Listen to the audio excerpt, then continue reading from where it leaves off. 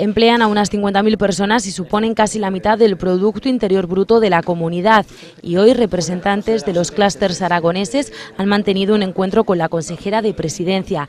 El objetivo, nos cuentan, es compartido, fortalecer la economía y hacer más competitivas a las empresas. Lo que nos une a ambos es el conseguir que nuestras empresas sean más competitivas y sobre todo más innovadoras.